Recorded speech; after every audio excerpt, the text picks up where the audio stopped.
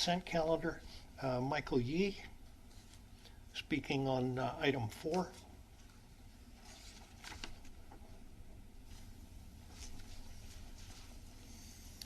Hi, I'm Michael Yee. Thank you for the City Council and Mayor. I am responding to the general plan update. Read it, and there's some very good information in there. What I was really interested in seeing was it documented some, progress in terms of the housing element, housing projects, the Fairfield project coming in, the Poway Commons, and all of that really struck me as, housing is coming into Poway, and some of it is our choice, and some of it is state mandated. And overall, I will tend to agree with making options available. What does astound me is that is looking to see what the city is doing to address traffic issues, and then specifically safe biking options. So therefore, that's the point of this talk here, is looking to find out what the city's practices are and interests in improving low-speed, safe biking options to reduce traffic, and then part 2 of that is to allow kids to be able to ride their bikes around Poway, and a lot of benefits that are embraced by that. So what is, I think, tied in with the general plan is that I was reading the Poway Road Specific Plan, which has a lot of good information in there, some great ideas. So including things like a separated bikeway, and I noted that it was implemented in 2018. So seeing all the construction going on, what are some of those elements, I'm curious, are being incorporated to include some of that improved transportation options, improved mobility, and really we're talking about mobility. There's so many new things that, new concepts, new ideas that are available now that it'd be really good to hear what the city, both for you as an elected board, but for staff, in terms of addressing those concerns. I want to thank the time that Brian has spent with me in talking about biking options and many other things over a couple of occasions, and for Peter explaining to me how traffic studies and capital improvement projects all work together, and safety element, and how those become part of the general plan. So specifically, I'd like to ask for your consideration, a consideration of the transportation element as it supports the Poway road density and mobility options, and then perhaps an Oak Knoll Bridge to connect to Community Park for improved connectivity. Thank you. Thank you. That concludes our speakers. I'm happy to make a motion to approve items 1 through 4 of the consent calendar. Looking for a second. Second from Deputy Mayor Frank.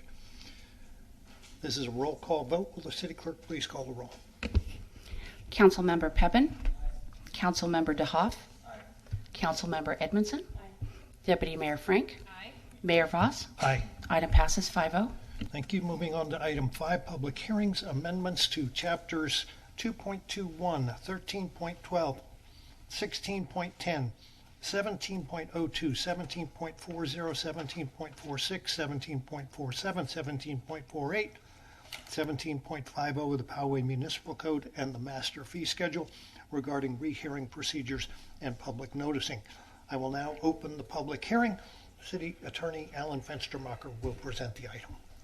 Thanks. So this item before you, Council, is part of staff's periodic cleanup and recommended edits to the municipal code. There's 2 aspects of this amendment which are generally unrelated.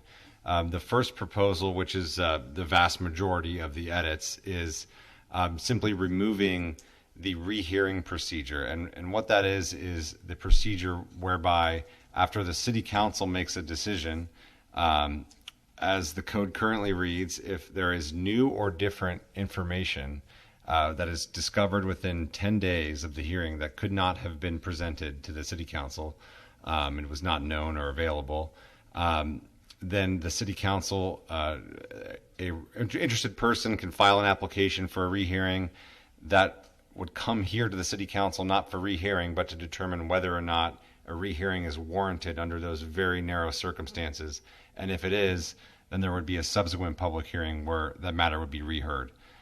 This would not impact the appeal process from a staff level decision where it is appealed to city council.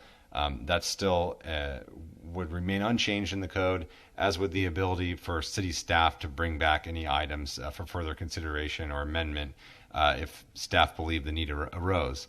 The reason for this recommendation is the rehearing procedure was added in 1998. It's been very rarely used. There's been one application since I've been here in 6 years, and it requires quite a bit of staff time to, even if there's no basis for the rehearing, there's no new or different information, it's something that's been publicized for years, it's still required to come to a city council hearing, and the staff believes that's, considering how rare it would be for the city council to find that within 10 days there was significant new and different information that would change their mind on a decision that they just made.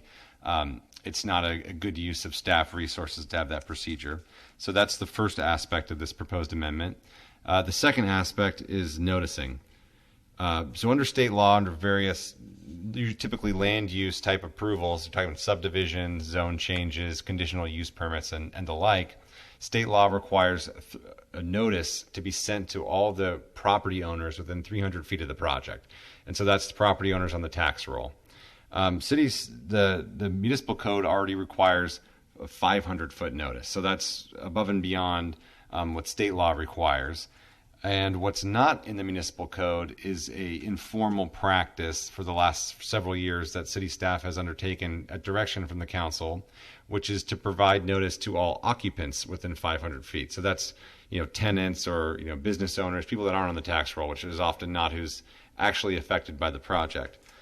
The proposed amendment would formalize that notice to occupants to actually be in the municipal code, which it is currently not. So then it's no longer an informal process, but actually requires